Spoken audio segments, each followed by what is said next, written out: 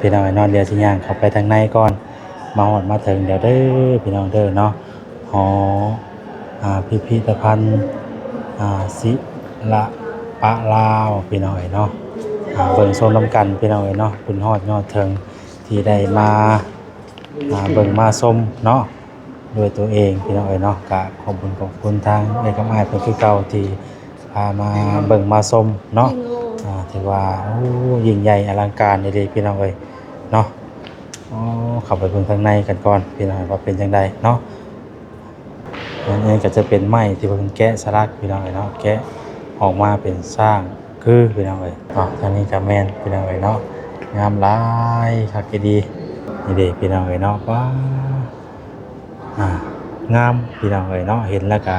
ถือว่าเป็นบุญหูบุญตาพี่น้องที่ว่าได้มาเนาะทางให้ก็เพิ่นพามาเนาะผมขอบใจละลายโอ้ทางนี้ก็อลังการเลยดีพี่น้องไปขับไปลงไปชมอยู่ทางในเนาะมาเป็นจังใดโอ้ยเนาะปักแม่ดีอันนี้ทางบ่อจิตแม่นนท์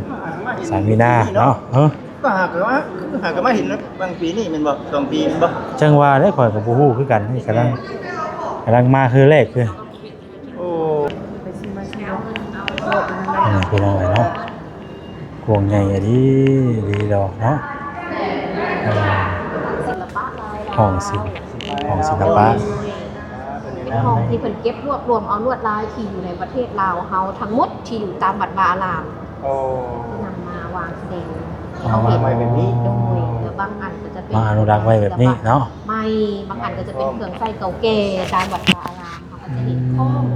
กองบอกะโลโป่งบ่สินะอันนี้ก็จะเป็นลวดลายของลายเฮาลายผสมผสานระหว่างภาคตะวันออกอันนี้คือเรื่องประตูสินวัดที่เรื่องเหลืองมาโดยขนาดบรรยายบ่เป็นแต่ว่าเพิ่นน่ะเพิ่นสิฮู้ได้เนาะนี่แต่อูมันได้พี่น้องงามไปดีสมว่างานศิลปะไอ้เดียวเนาะศิลปะสมซื่อพี่น้องสมซื่อกับพี่น้องเด้อเนาะนี่แหละก็ให้ภาพอันที่ว่านี่แหละบรรยายเอาพี่น้องเพราะว่าเฮาก็บอกบ่เป็นพี่น้องว่าจังได๋แน่สินะนี่ลวดลายพี่น้องเพิ่น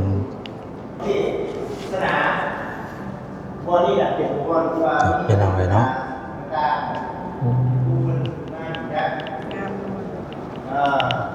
เห็นแล้วจักสีบรรยายได้หลายพี่น้องเนาะมีแต่ให้ภาพบรรยายเอาเองพี่น้องบ่ใช่ว่าบ่เป็นมีแต่ว่างามอย่างเดียวต่อ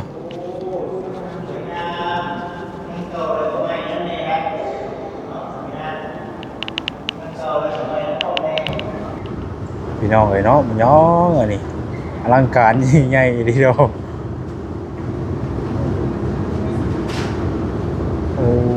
โอ้ยโอเคขับมาเบิ่งอีกห้องนึงอีกพี่น้องเนาะว้าวอลังการยิ่งใหญ่พอสมควรพี่น้องรอถ่ายคลิปจนเนาะสาระเพิ่นบ่ได้ธรรมดาเนาะเคยเห็นแต่เพิ่นออกในอันโทรศัพท์เนาะบ่ได้คิดว่าสิมาเห็นตัวจริงแบบนี้โอ้ยมาเบิ่งให้ทั่วได้มาได้กันเบิ่งให้ทั่วพี่น้องต้นนี่ต้นไม้อ๋ออันนี้ไม้หยังก่อนนี่เพิ่นนี่ของแท้ด้วยเด้นี่ไม่ดูบ่เพิ่นตั้งเฮ็ดเป็นดีๆให้แบบว่าเอาเลยพี่น้องเนาะ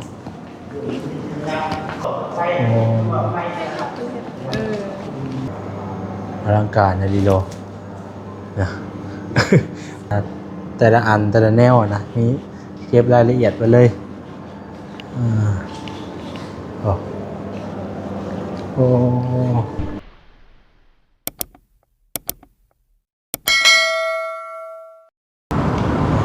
เนาะก็ ท่องเที่ยวกับมาหลายคือกันพี่น้องเอ้ยเนาะอยู่นี่ก็ได้โอ้ถ้ากลัวพระราชวังอะไรกันพี่น้องเอ้ยเป็นจุดท่องเที่ยวอีกคือเก่าเด้อพี่น้องเด้อเนาะอยู่เวียงจันทน์นี่จ้ะมาต่ออีกพี่น้องเอ้ยเนาะหมองท่องเที่ยวแห่งที่2ต่ออีกอยู่นครหลวงเวียงจันทน์กำลังมาฮอดมาถึงพี่น้องเอ้ยตอนนี้ก็ได้เนาะตัวขับทักทายสบายดีพ่อแม่พี่น้องเบิดสู่ผู้สู่คนเด้อพี่น้องเด้อที่นี่ต้องทำทานเขาสู่ซ่อมมอแซกคือเก่าเนาะเดี๋ยวเขาห้องน้ำก่อนพี่น้องอีกแป๊บนึงไปจะย่างไปต่อเนาะพี่น้องเราทางเขานะครับคนหลายพอสมควรพี่น้องเลยเนาะถือว่าเป็นหมองท่องเที่ยวดีเนาะ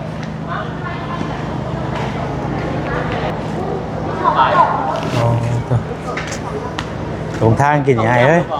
มาแล้ว ของน้ำเลยจีกับคอยได้เขาขี่รถก็ โอ้ขี่รถเข้าไปโอ้ที่ว่าเข้าไปในเดิมเนาะ นั่นอีกหนึ่งเนาะ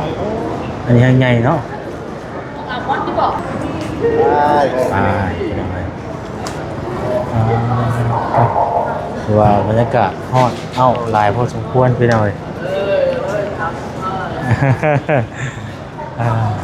ถ้ากันเลย ผมได้บัตรครับ ครบแล้วลงทางเข้ามาแน่นิดนึง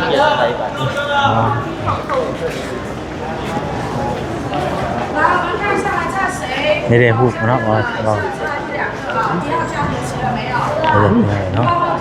พี่น้องเนาะเพื่อนจะมีป้ายห้ามเนาะหอพิพิธภัณฑ์ศิลปะลาวพี่น้องเนาะหอพิพิธภัณฑ์ศิลปะลาวพี่น้องเนาะชื่อประมาณนี้เด้อพี่น้องเด้อคือว่าสแกนเกี่ยวแล้วย่างตามเขาเลยเด้อมันจะเปิดให้ นี่สแกนเทราไบต์สแกนเทราไบต์ที่สิเด้อจะได้ครับเนาะจะได้อยู่ทางไหนกันเนี่ย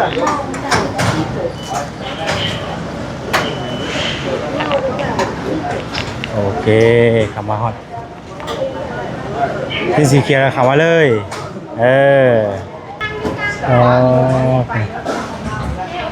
ขามมาฟังนี่ก็จะมีรถพาไปพี่น้องเลยเนาะหรือว่ากวงใหญ่ดี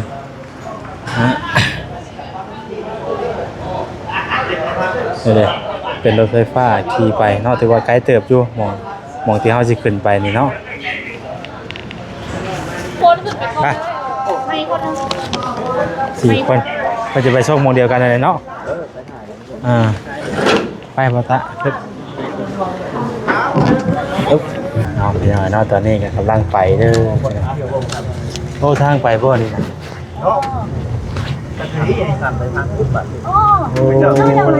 โอ้ลงน้ำเด้อโอ้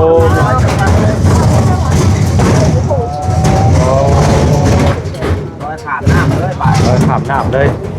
เป็นครัวเนาะเขาก็คือเดินดันมาได้กินพันเด้อพี่น้องเด้อ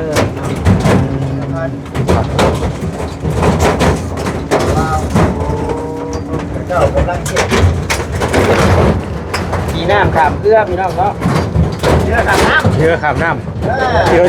ำกิโลขามน้ำแปลว่าถือว่ามีรถตรวจไปนะนั่งเล่านี่แน่ยันไม่ใช่รถตรวจนอกนี่เนาะจากมอดที่จะไม่ได้ขี่ข้ามนี่แม่น้ำเลยพี่น้องเนาะเรียกจากแม่น้ำต้องคือไงเนี่ยเนาะจะทานก็ให้ยังไงจะขาดด้วย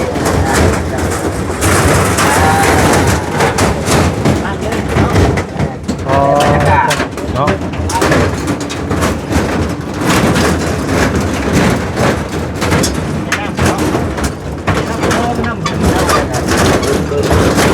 เครื่องอ่างซุยเนาะเครื่องอ่างซุยแล้วยึดเราเพิ่นมี อ่าเฮ็ดท่องเที่ยวใส่เนาะอ๋อไอแลนด์ฮ้อนตรวจพี่น้องเอ้ยอ๋อมาฮอดแล้วพี่น้องเอ้ยเนาะโอ้มีจุดถ่ายรูปอีกได้นี่เนาะ ไปนั่งค่ะเด็กผู้นั้น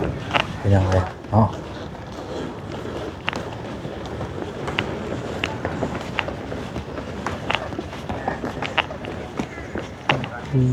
งามขนาดเลยมาถึงแล้วพี่น้องไอ้เนาะฮอพิทพันธ์ศิลปะลาวพี่น้องเอ้ยเนาะโอ้อลังการเลยดิพี่น้องเอ้ยพี่น้องไอ้ตอนนี้ก็กำลังจะย่างเข้าไปหอพิพิธภัณฑ์ศิเนาะศิลปะลาวพี่น้องเอ้ยเนาะตัวยิ่งใหญ่อลังการงานสร้างไงดีพี่น้องเอ้ยเนาะมาเป็นครั้งแรกครั้งแรกในชีวิตพี่น้องเอ้ยเนาะขอบคุณทั้งอ้ายกับเอื้อยหลายๆเด้อเนาะเป็นบุญวาสนาที่ได้มาเห็นพี่น้องเอ้ยเนาะโอ้ยเขาไปเบิ่งทางในกันเลยป่ะพี่น้องเอ้ยเนาะ เฮ้ยเนาะมาพี่มาถ่ายรูปพี่เฮ้ย มองโฮมเลยเนาะเขาจะยืนมุมนี้ก็ได้อยู่มุมนี้ เรียกไทยฮูปีเดี๋ยวว่าเสียง ฮะ ของผับไทยฮูปี ถ่ายรูปพี่ แม่ ครั้งแรกถ่ายรูปพี่ ไทยอยู่ คนนี้เยอะหลายที่เยอะก็ ใช่พี่น้องเอ้ยเนาะอันนี้จะเป็นไม้เลยพี่น้องไม้เป็นเอามาแกะสลักเป็นนกยุงเนาะไม้เป็นเอามาแกะสลักเป็นหูนกยุงเป็นอะไรคือขนาดเนาะเป็นใส่สีเข้าไปให้คักได้พี่น้องเอ้ยนี่ก็ครั้งเนาะครั้งใหญ่อ๋อจ้ะอลังการแห้งดีพี่น้องเอ้ยปุ๊บเนาะไปเอาใส่ย่างมาถึงทางพี่น้องเอ้ยเนาะฮะไปพี่น้องเอ้ยเนาะเข้าไปเบิ่งทางในพี่น้องเอ้ยเราเป็นอะไรเนาะอ๋ออลังการแห้งดีพี่น้องเอ้ยเพิ่งเกิดวะนี่เพิ่งเกิดอยู่วะนี่เพิ่งเกิด ไปได้ อ๋อเดี๋ยวเนาะ ฝากไว้น้องคนไปฝาก ไหนบ่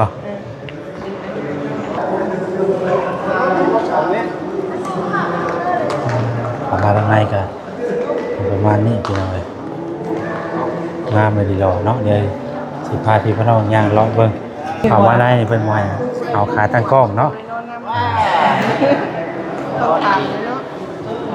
เดี๋ยวได้เดี๋ยวได้ เลาะส้มกับไทยที่เราไทยที่ต้น คนนึงเดินก็มานี่มานี่ ไปจุดแรกเนาะจุดแรกไปเดี๋ยวเอาพาย่างรอก่อนยังถ่ายรูปเนาะ เนี่ยจะเป็นประธานบ่เนี่ย ในคนเก็บอันนั้น ประธานนั่นนี่เนาะ แกสลัก โอ้นี่เด้ ใหม่ โอ้นี่เด้ งามเนาะ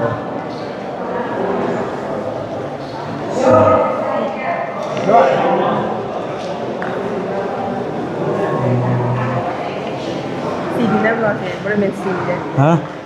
สิซอสิศิลปะลาว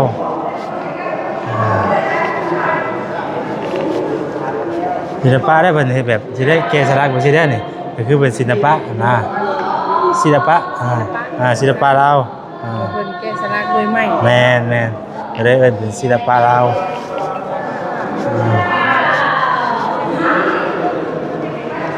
ซะยืนด้วยขออย่าเทียบให้เนี่ย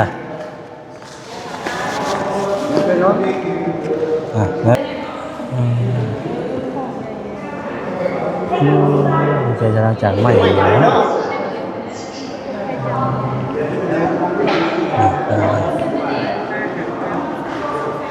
จากใหม่ดีรอเลยเนาะอันนี้ก็จะเป็นจุดหม่องเที่ยวเป็นอะไรเนาะหม่องเที่ยวจุดสุดท้ายแล้วก็จบจากนี้ก็จะได้เดินทางกลับบ้านเด้อพี่น้องเด้อ1 2 3 1 2 3โอเค ไปพี่น้องเลยอ๋อไปกลับไปข้างในไปโอ้ย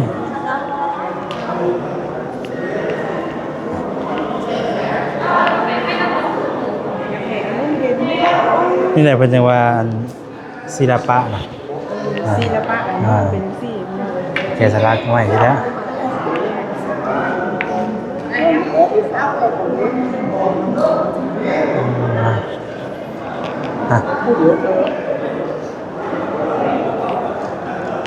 อยู่ในไทยครับเพราะว่าเอามองถ้าเข้าไปเ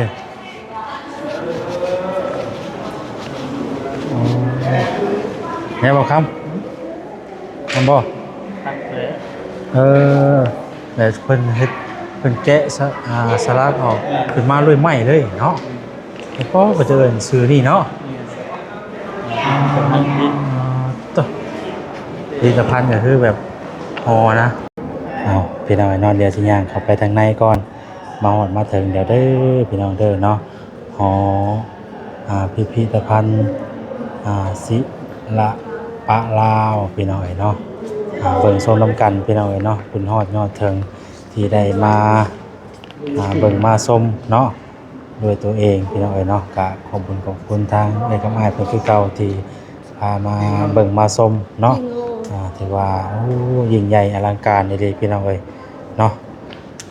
เข้าไปเบิ่งข้างในกันก่อนพี่น้องว่าเป็นจังไดเนาะอันนี้ก็จะเป็นไม้ที่เพิ่นแกะสลักพี่น้องเนาะแกะออกมาเป็นสร้างคือพี่น้องทางนี้ก็แม่นพี่น้องเนาะงามหลายคักดีนี่เด้พี่น้องเนาะว้างามพี่น้องเนาะเห็นแล้วก็ถือว่าเป็นบุญหูบุญตาพี่น้องที่ว่าได้มาเนาะทางให้ก็เพิ่นพามาเนาะผมขอบใจละลายโอ้ทางนี้ก็อลังการเลยดีพี่น้องไปขับไปชมอยู่ทางในเนาะมาเป็นจังใด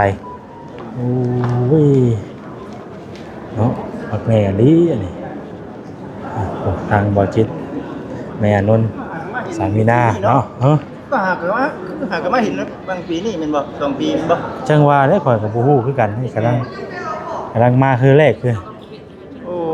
ไปซื้อมาเชียวพี่น้องเนาะกวงใหญ่ดีดอกเนาะพี่น้องเนาะย่างรอต่ออีกป่านนี่พาไปเบิ่งแต่ละจุดแต่ละหม่องเด้อพี่น้องเด้อเนาะว่าสิมีหยังนำแน่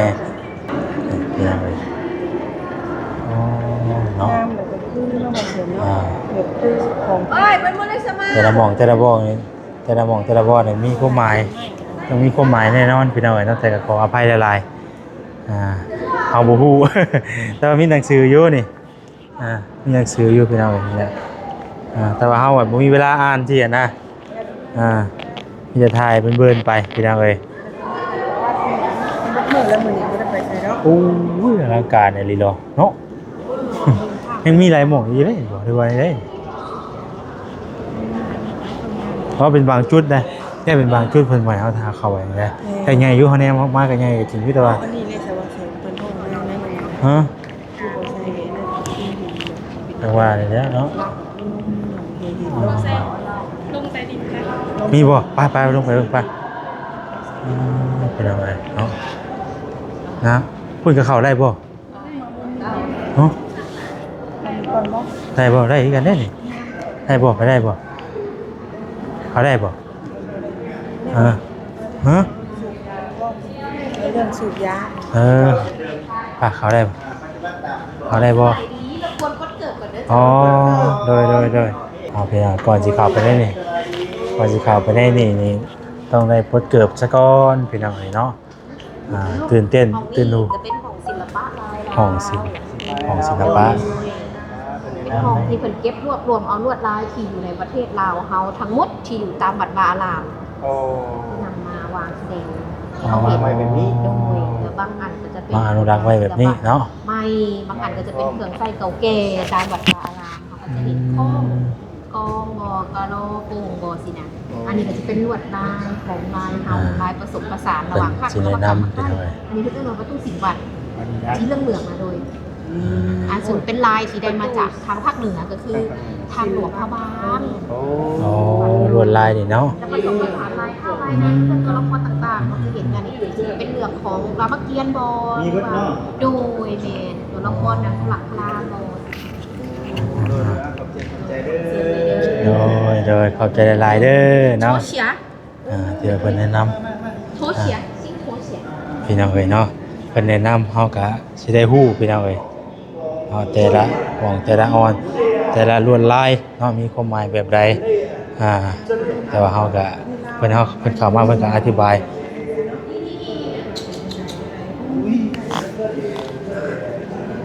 แน่นอนอีดอกแต่ละจุดแต่ละหม่องเนาะไปว่าจะสิเก็บภาพให้พี่ให้น้องเนาะเบิ่งชมนํกันเนาะทานใดที่ว่าบ่ได้มาเนาะเฮาก็ให้พี่น้องเบิ่งนํคลิปวิดีโอว่าแซนนี่แหละพี่น้องเอ้ยถ้าว่าท่านใดมีโอกาสก็มาเบิ่งมาชมด้วยตัวเองได้เนาะอยู่นครหลวงเวียงจันทน์พี่แหละพี่น้องเอ้ยหลายอย่างหลายแนวเนาะลวดลายที่ว่าเพิ่นอนุรักษ์ไว้เนาะลวดลายทั้งนั้นทั้งนี้พี่น้องเอ้ยเป็นไงว่าตาอลังการชุดดีเนาะโอ้ ชื่อออกยังไงนะพี่น้อง บรรยายบ่เป็นเนาะคือเฮาน่ะบรรยายบ่เป็นแต่ว่าคนเพิ่นน่ะเพิ่นสิฮู้ได้เนาะนี่แต่อูมันได้พี่น้องงามไปดีฮะ วงดอกไฟมันเปิดนะมันไผ่ สมว่างานศิลปะไอ้เดียวเนาะศิลปะสมชื่อพี่น้องสมชื่อครับแปลว่าศิลปะโอ้ยถ้าเฮาก็บ่มีคำบรรยายหลายมีแต่อุ้ยงามหลายพี่น้องเอ้ยเนาะ มีแต่เบิ่งไปนํกันเรื่อยๆนั่นแหละพี่น้องเอ้ยเนาะให้ภาพบรรยายเอาเด้อพี่น้องเด้อเนาะนี่แหละก็ให้ภาพอันที่ว่านี่แหละบรรยายเอาพี่น้องเอ้ยเพราะว่าเฮาก็บอกบ่เป็นพี่น้องเอ้ยว่าจังไดแน่สินะนี่ลวดลายพี่น้องเอ้ยเพิ่นแกะออกมาจากไม้เบิดเลยพี่น้องเอ้ยเพราะว่างามเนาะเบิ่งไปทางใดก็งาม อุ้ยนี่พี่น้องเอ้ยเนาะลวดลายละเอียดคักในอลิโลพี่น้องเอ้ยเนาะทุกลวดลายคือแบบผู้เนาะ ถ้าลงมาในเรื่อง บ่ ใต้ดินปะ ให้หอบเลย บ่มีแล้วนะ ไหล ไล่ดิโอ้ยเป็นบุญตายแล้วเนาะสิได้เห็นเนาะ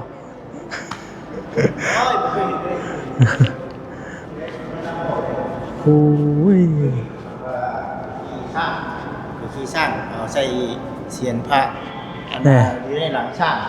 ตั้งไว้ แน่นอนดีดอได้บ่สิแต่พอเห็นน้ำเพิ่นเอาพวกแนวจิตแม่น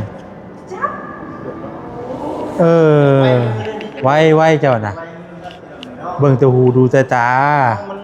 เห็นอะไรจากสัมภาษณ์แต่ว่าโชคดีที่มีเมียฮะ มาเห็นบ่เลยเจอ เห็นแล้ว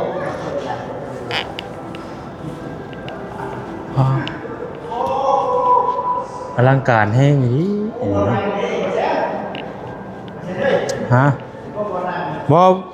ต้องมีความหมายว่ามาแต่ใช้ได้นี่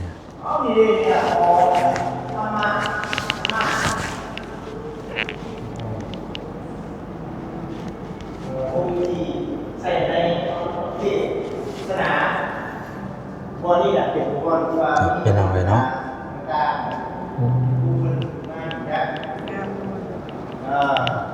เห็นแล้วจักสีบรรยายได้หลายพี่น้องเลยเนาะมีแต่ให้ภาพบรรยายเอาเองพี่น้องเลยบ่ใช่ว่าบ่เป็น งามมาถึงเนาะ มีแต่ว่างามอย่างเดียวอ๋อจ้ะ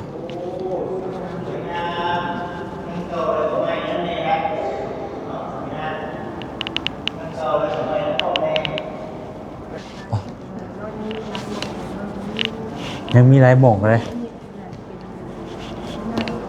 ที่นั่งให้แม่นอยู่ที่นั่งเพิ่น เป็นภาพเป็นล่องท่านจะเป็นชิ้นส่วนเป็นล่องใช่ภาพเป็นโรงพยาบาลนี่ แม่นอยู่โรงพยาบาล โรงพยาบาลที่อยู่โรงพยาบาลมันเป็นล่อง อ๋อ นี้เบิ่งจำลอง อันนี้ทายคร่าวๆให้เบิ่งได้พี่น้องห้ามดีเด้อเนาะแต่ละสิ่งแต่ละอย่างเพิ่นเฮ็ดออกมานี่โอ้ยว่าเพิ่นเอามาเฮ็ดไปสิก็งามแหละเนาะอืม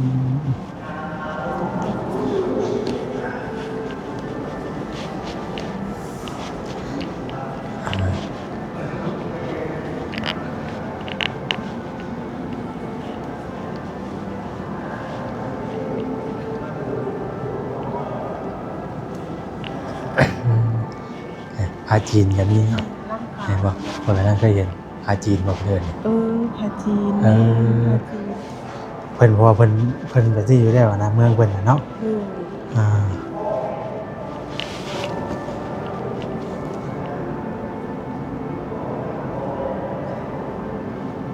คือว่าแซนเว้าอะไรพี่น้อยเนาะมันง่ายบ่เป็นพี่น้อยให้มีแต่ว่าให้พี่น้องเบิ่งแล้วก็จินตนาการไปนํว่าแบบนี้แหละพี่น้อยถ้าว่ามาเห็นตัวจริงก็สิเป็นแบบนี้แหละพี่น้อยเนาะเป็นแบบคือบ่แซนถ่ายออกไปได้แหละพี่น้อยยังดีแต่ว่าเพิ่นให้ถ่ายคลิปเนาะ มึงยุ่งกู ยังดีแต่ว่าเพิ่นให้ถ่ายคลิปอยู่นี่น่ะ เมื่อวานเนี่ยเขาไปบ่ได้ไทยเลย โอ้บ่ได้ พบกัน ขอบใจหลายๆเด้อฝากช่อง YouTube หน่อยเด้อว่าแสนบ้านเฮาเด้อยูทูบเบอร์มาแต่สวรรค์เขต โอ้ไทยสวรรค์คือกันเด้อ โอ้โดยอยู่ทางบ้านใดน้อเจ้า อยู่บ้านสนามไซ บ้านสนามไส้ บ้าน มาจิต สนามไซเมืองไกโส ไก่ น นี่เขาอยู่เซโนนี่ดิ เออ เอ้าจะอยู่เซโน อยู่เขตเซโนนี่ ปิ้งไก่ แม่พี่ไก่เซโนโอ้ยเนาะ เออ โดยมาเที่ยวมา มาตะดุงพะวางวานนี่กะ โดยขอบใจหลายๆเด้อ ซื้อยังก่อน อันเบาแสนบ้านเฮา โอ้เบาแสนบันเฮาใครจะบ่เป็นเบาแคนเนาะ โมเมนเด้อเบาเขียน เบาแสนได้พูดกับเบาแสน โดยเบาแสน แสนล้านนะ ภาษาไทยเด้อ โอ้ภาษาไทย จะให้เบิ่งก็ได้เนาะไปโดยไปลงไปต่ออีกวันนี้พี่น้องเอ้ยฝากช่องแล้วเพิ่นน้อยเพิ่นเข้าไปเบิ่ง ไปเดี๋ยวสิพาพี่พี่น้องย่างเลาะเบิ่งเรื่อยๆเนาะโอ้งามดีพี่น้องเอ้ยอันนี้ออกมาอีกห้องหนึงอีกพี่น้องเอ้ยพุ่นยังบ่ได้เบิดเท่านี้เนาะออกมาทางนั้นข้างนอกนี่ก็หลายเลยเนาะหลายดีดอกพอสมควรเนาะโอ้พอดีพ่อทางคนสวรรค์ในเขตที่กันเนาะเพิ่นได้มาทำการทำงานอยู่พี่แหละพี่น้องครับแขกเวลาแขกเข้ามานี่แหละเที่ยวส้มเพิ่นก็เพิ่นก็แนะนำเนาะนั่นแนวนี้พี่น้องเอ้ยโอ้ยเนาะฟังก็ดีอันนี้พี่น้องเอ้ยงามหูงามตาดีดอกเนาะเห็นแล้วก็ดีมุกดีใจพี่น้องเอ้ยหรือว่าคักหลายไปเดี๋ยวเราสิพาไปเบิ่งอีกพี่น้องเอ้ยมีห้องชั้นใต้ดินอีกแล้วครับพี่น้องเอ้ยเนาะพี่น้องเอ้ยเรามีห้องใต้ดินอีกแล้วพี่น้องเอ้ยเนาะ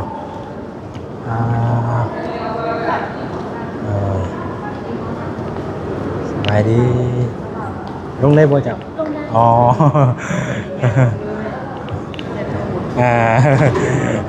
อุ้ยเอาเพิ่นจะเปิดอายุฮึบโอ้ลงคันไหลหรือปอพี่น้องเอ้ยเนาะมันย่องอันนี้อลังการยิ่งใหญ่ทีเดียวโอ้ยบ่เคยพบผ่านว่าจะมีแบบนี้เนาะกำลังฮู้แย่นี่กะ ใช่ไหมคนบ่เคยดิที่มาอันมองอะไรกับที่จะกำลังฮู้ที่บ่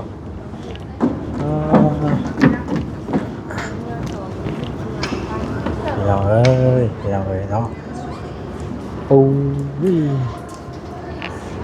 ทุกสิ่งทุกอย่างเนาะสร้างขึ้นมาจากไม้เพิ่นทุกอย่างเลยเนาะทุกอย่างคือเป็นไม้ไปเลยหน่อยงามมาดีพี่น้องเอ้ย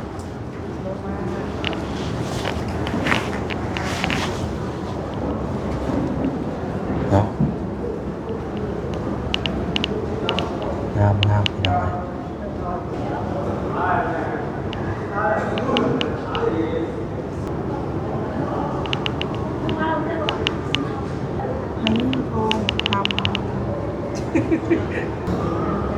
เพิ่นเฮ็ดขึ้นจากไม้เบิดเลยเนาะสว่างงานแกะสลักก็ดีพี่น้องเอ้ยเอาเข้ามาเบิ่งอีก ห้องนึงอีกพี่น้องเอ้ยเนาะว้าวอลังการยิ่งใหญ่พอสมควรพี่น้องเอ้ยเราถ่ายคลิปจนแบบไม่กี่ถ่ายให้ได้นะพี่น้องเอ้ยเนาะจนแบบว่าจักสิเฮ็ดแบบใดจักสิบรรยายแบบใดตัวพี่น้องเอ้ยเนาะประมาณนี้มีแต่งามๆเนาะงามพี่น้องเอ้ย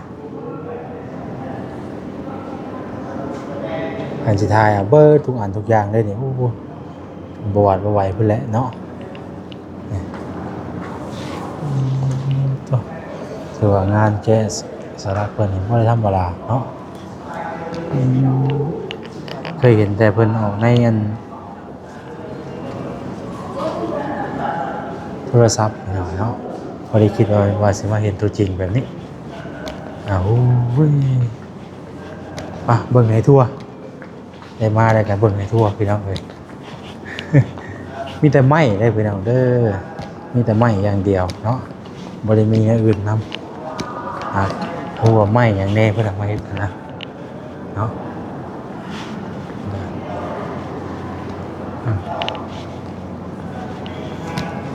ยังมีแต่เพิ่นให้ทายเนาะเพราะว่าบางหม่องเพิ่นบ่ให้ทายเลยพี่น้องเอ้ยเพิ่นให้ทายคลิปไทยอย่างได้โอ้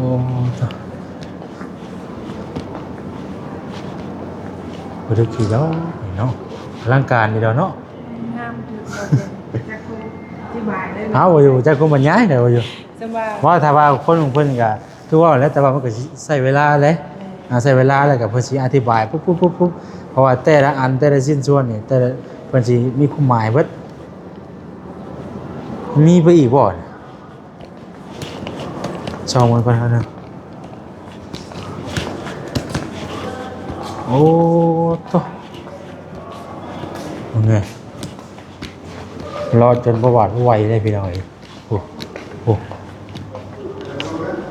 อ๋อว่าจิตช่วยอีกไม่บ่นี่ผู้ชิด คุณสาวนี่ ปู ทำได้เนาะ ต้น ใจกลาง นี่ต้นไม้ต้นไม้ เนาะ อ๋อ เป็นใจกลางนี่นี่ อันนี้ไม้หยังก่อนนี่เพื่อนนี่ เอ้ยนี่ ของแท้ด้วยเลยนี่ ไม่ดู แทนไม่ดู โอ้ไม่ดูเป็นราคาครับแมน มูลค่าเท่าไหร่นี่เพิ่น ต้องมีมูลค่าอยู่ เล่าเลยทำไมมีมันบอก ไม่เล่า ไม่ลาวไม่ลาว ไม่ดูด้วยนี่ เป็นคนที่เรียนมาแล้ว ฮะ คนมาเครื่องสีมันจักไป มึงแน่ไม่รู้ไม่รู้ไม่รู้ ไม่ดูขนาด200คูณ4 ตั้งแต่เกิดมาดิ ก็มันเป็นพัน พวก ไม่รู้ไปเลยนี่ ได้มาจากโครงการตัดให้เพื่อการต่างที่โลกเกี่ยวข้องกับงานศิลปะทางเขาได้โตไปแยกชื่อเอา โอ้ ที่ไม่เรานี่จะถือนำไปเบรูเพื่อ เพราะว่านี่คือยังเป็นนั่นเลย จิตรักษาและวางแสดงเป็นตัวแทนคุณค่าทางด้านวัฒนธรรมและสิ่งแวดล้อม เพราะแล้วก็เพื่อเพิ่นสิเปิดให้ชมนี่ก็บ่ได้ธรรมดาเด้ใช้เวลาพอสมควรเด้ และโบ แล้วมีตุงมีเต่ามียังไรอ่ะ เพื่อแสวงหาคนทำได้จากอย่างไรนี้ โอ้ยนี่พี่น้อยเฮาถ่ายไปลวดลายเลย งานมาเพื่อนั่น ไม่โปกไม่โกนไหวบ่อยพี่น้องเอ้ยเนาะเบิ่งไปยาวๆไปเด้อพี่น้องเอ้ยเนาะยังบ่ได้ชุดแต่เท่านี้เอาไปไหนเลย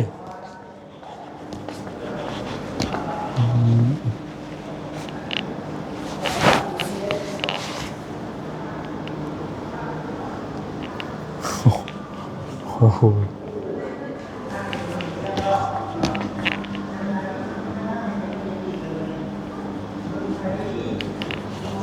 ภาพมันใหญ่เอาเด้อพี่น้องไปเลยเพราะจะใหญ่เนาะโอ้ทุกสิ่งทุกอย่าง มีแต่ไม้เพิ่นแหละพี่น้องเนาะเพราะว่าสิเป็นหยังก็ตามไม้เบิดทุกอย่างเลยนี่ไม้โอ้เว้ยเพิ่นจัดแจงไว้นี่ก็เพื่อสิได้แบบนี้ก็บ่ได้ธรรมดา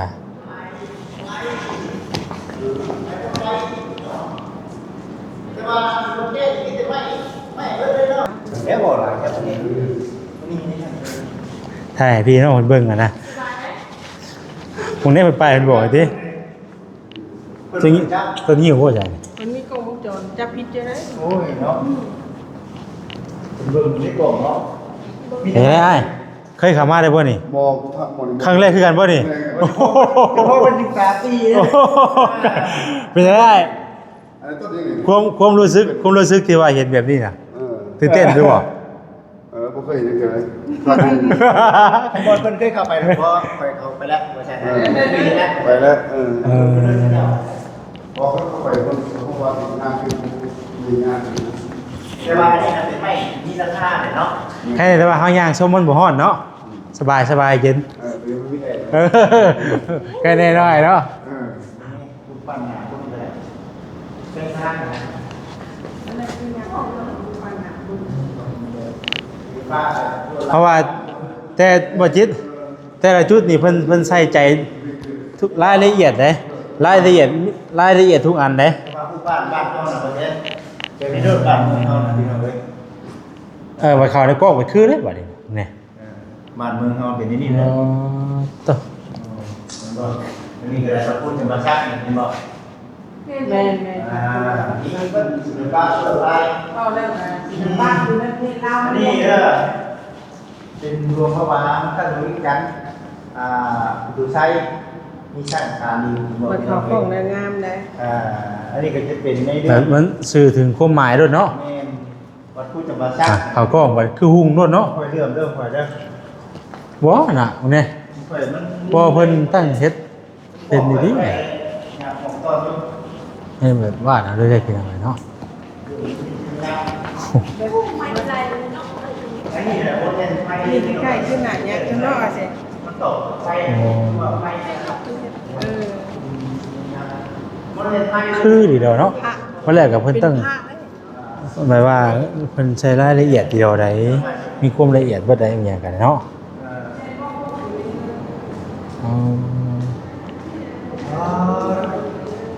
คักๆเลย โลกทั่วเลย เฮ้ถ้าเป็นที่ มีเล่าโอ้ยว่าเมืองเล่า เป็นข้าวของแล้ว ย่างรอจนบ่ไหวไปเลยเนาะ ยิงเล่า ไปพักนึงเลย แม่ยิงเล่า ใบพันนั่นแหละ เนาะ เฮ้ยน่ะ ที่ว่าดีแล้วไม่ใบพันนั่นแหละมีรางมาเลย กินเราตัวเลยเราเป็นช่อง3ชั่วโมงพุ่นกันว่าให้เก็บรายละเอียด บ่ได้แล้วบ่ได้แล้ว บ่ได้เด้อพี่น้องมาเบิ่งเองเด้อพี่น้องเด้อ มาเบิ่งอีกเลยดิผู้ใดว่ามาเบิ่งเลยดิ บ่สามารถ ผู้สามารถเก็บภาพได้เบิ่งให้เบิ่งเนาะ สามารถเก็บภาพสิ่งทุกอย่างที่เบิ่งได้ เอาเว้ย เลย แน่นอนเลยทีเดียว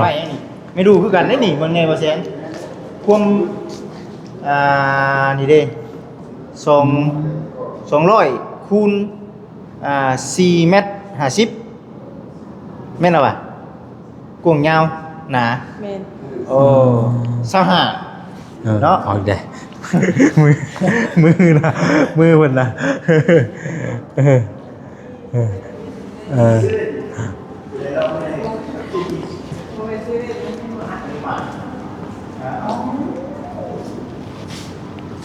สิว่า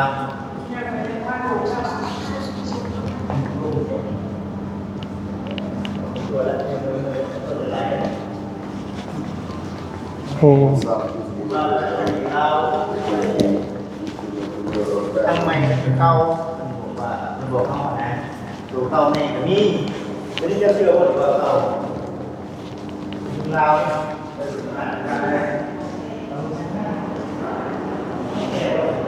ไม่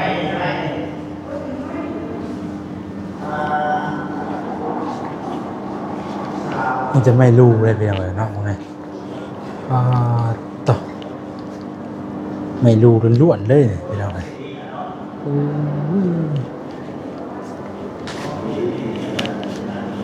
สิอันนี้คือไม่รู้พี่น้องเลยไอ้ดอกเห็นไหมดูของแท้รูดพี่น้องเลยเนาะ นี่ของแท้ทั้งนั้นเลย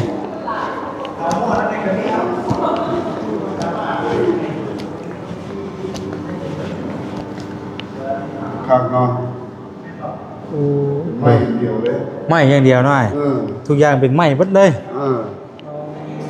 เห็ดถึงมาจากไหม้ไปเลยโอ้ยสิว่าเฮ็ดได้ง่ายๆพี่น้องเลยข้างนอนตีนอนนี่นะสิ่งทุกอย่างมันไหม้ถึงจากไหม้ไปเลยพี่น้องเลยไม่ได้เฮ็ดได้ง่ายๆเนาะมันแกะออกมาเก่งเนี่ยเบิ่ง ชุดยอดหน่อยเนาะแบบเฮ็ดได้ทุกรูปทุกแบบเลยเนาะไหม้แล้วเพื่อเขาสิมาแบบตกแต่งเฮ็ดให้มันเข้ากันนะแม่เพราะว่าทุกชุดนี่มีรายละเอียดเบิดเลยนะแต่ละชุดมีรายละเอียดเบิดเลยบอกคือแบบเก็บรายละเอียดไปเลยคือไม่ใช่แบบนี้คือแบบมองนี่ขึ้นมาแต่ละหม่องมีตัวหมายแล้วว่าชุดนี้เป็นหม่องนั้นหม่องนี้เนาะแบบโอ้สื่อถึงได้เลยนะว่าแต่ละจุดแต่ละหม่องนะนี่เราเลยแต่ว่าประเทศไหนเขาเห็นภาพเป็นมาเลยอ่ะนะ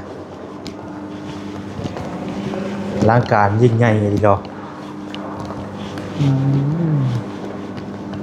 โอ้เพิ่งไหวอยู่บ่พี่น้องเอ้ยเนาะเพิ่งไหวอยู่บ่ยังบ่ได้ทั่วถึงบ่ได้นี่พี่น้องเอ้ยเนาะยังหลายอย่างหลายแนวที่ยังโฟกัสยังบ่ทันได้เพราะว่ามันหลายอย่างแฮงนะนี่มึงเนี่ยเขาได้บ่นี่อันนี้ครับ เขาได้บ่ฮะบ่เขายังมองเห็นเรียกอยู่อ๋ออันนี้กระทักเนาะเพิ่นยังแบบว่าเอาไว้ชัดเจนอยู่เนาะแม่นก็นั่นโอ้ยอลังการนะลีโลนะเพื่อสิแล้วอันนึงบ่ได้ธรรมดาได้เนาะใช้เวลาพอสมควรเลยเพื่อสิแล้วแต่ละอย่างแต่ละอันนี่พี่น้องเพราะว่าทุกอย่างแต่ละอันแต่ละแนวนะมีเก็บรายละเอียดไปเลยโอ้ครับตายออกไปเลยออกไปเด้อบ้านนี้พี่น้องเนาะย่างวนไปวนมาโอ้ย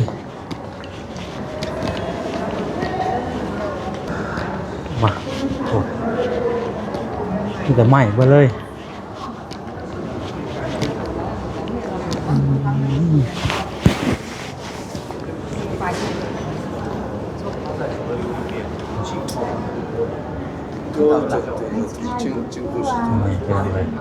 มันเสียได้ขนาดนี้บริธรรมดา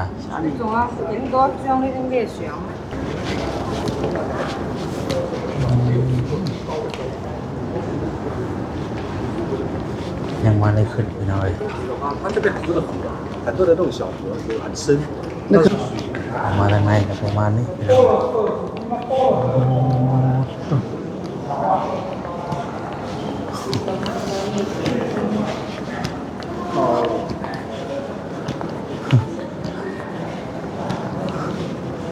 ฮัลโหลกันเนาะ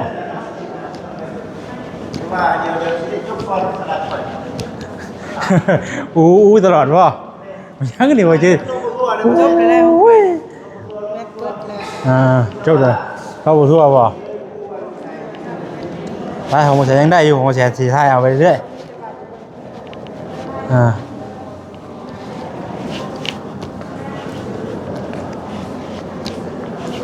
อลังการแห้งเป็นอะไรเนาะเป็นเฮ็ดไรจังได้อันนี้พี่น้องเลยเนาะ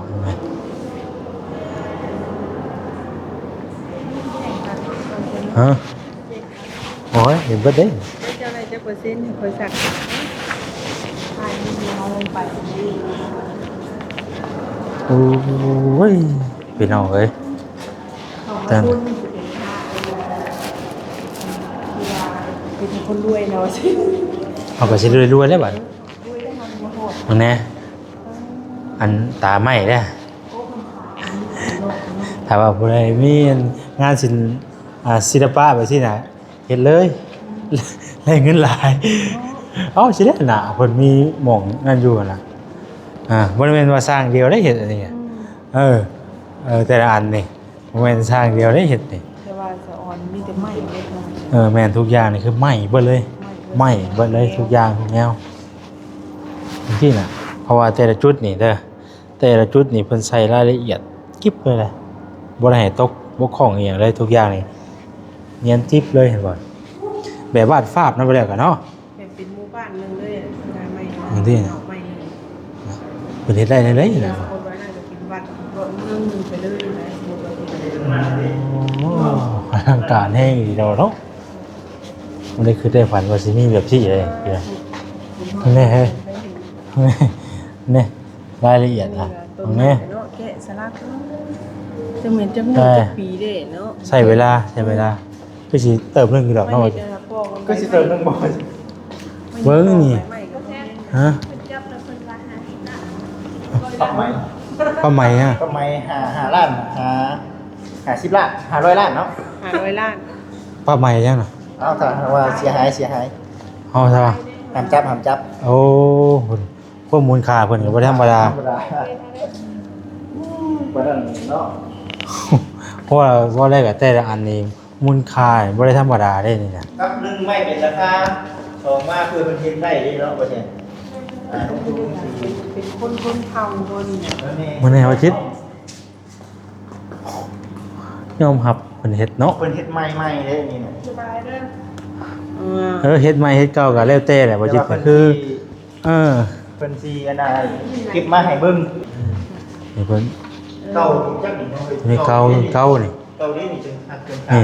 มันก็เริ่มต้นมาจากแบบซี่แหละนี่คือจังว่าแกจะไล่วันนี้มาพัฒตรงนี้แหละพัฒนากว่าเก่าบัดนี้เนาะ แม่เพิ่นก็เรียนเรื่องกันนี่แม่ๆชุมชนทางคนใต้ของลาวเด้อนี่เด้อ เลยนั่งเลยให้ดูเนาะ ป้าออกป้ามันดิป้าอ๋อข่อยบ่ได้อธิบายหยังมีแต่ว่าให้ภาพบรรยายเอาเด้อพี่น้องเด้อว่ะ บ่สามารถที่ว่าสิถ่ายให้ FC ได้เบิ่งเห็นเบิดเนาะ โอ้ยจะหลายอย่างนี่ มันหลาย ประมาณ3ชั่วโมงที่รถ นี่นะข่อย38นาทีข่อยขนาดนั้นเลย ไปใส่พี่น้องไว้มีแต่ว่าขอโตวซ้ำนี่แหละเพราะว่าเฮาถ่ายก็หลายแล้วอะนะหลายอย่างหลายแนวกะสิประมาณเอ้ยแม่นบ่ ลูกช้อน อาจสิประมาณเดียวกันนี่แหละพี่น้องเฮาเลาะไปแต่ละหม่องเห็นแต่ว่าลวดลายบ่คือกันเนาะแต่ละจุดอะนะไปพี่น้องเอ้ยขอตัวไปก่อนอยู่ดีมีแฮงเด้อพี่น้องเด้อบ่สุขสุขคนเนาะลำลาไปก่อนสวัสดีเด้อพี่น้องเด้อ